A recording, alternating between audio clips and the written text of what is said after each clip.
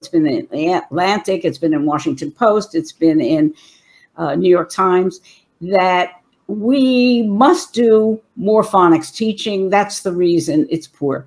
And one of the things that people don't recognize, the phonics wars, or the wars in reading, started many decades back.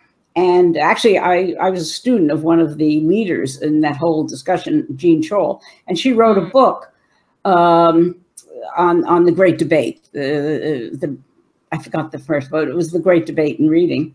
And she said, well, phonics is better than the literature-based, so we really ought to support phonics. What has not been said and must be said is that, yes, literature-based instruction for the most part has been less good than phonics, but phonics has been a disaster.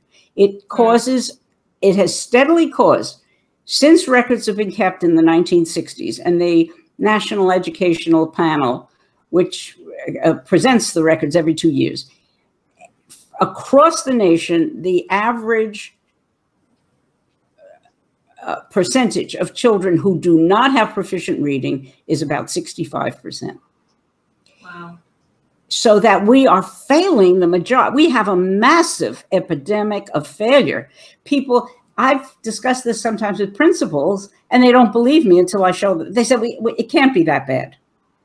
But the failure rate is basically 65%. The massive failure rate, where you have almost no reading whatsoever, is 40%.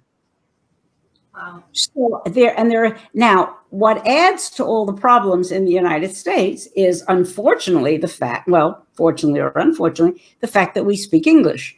English is not a language that lends itself to traditional phonics.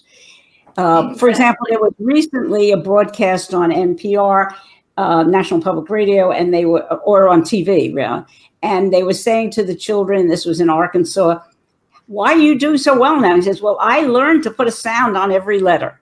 Well, in actual fact, in English, fewer than 20% of the words can you put a sound on every letter. So what we do within a few months of them starting is start teaching them rules upon rules upon rules. The good reader never has to learn the rules because they bypass them. And the poor reader can't understand the rules. And the rules don't hold. So we have got to develop a better, definitely we have to teach children how to look at letters and decode them. But we must have a system better than phonics. I think that system is available through visual memory. But that was forced out years ago. Visual memory is amazingly powerful, and if you teach it right, the ability of people to see the patterns of words is much greater than their ability to apply the rules that they're being told to apply. So we do have very strong evidence of what we should be doing.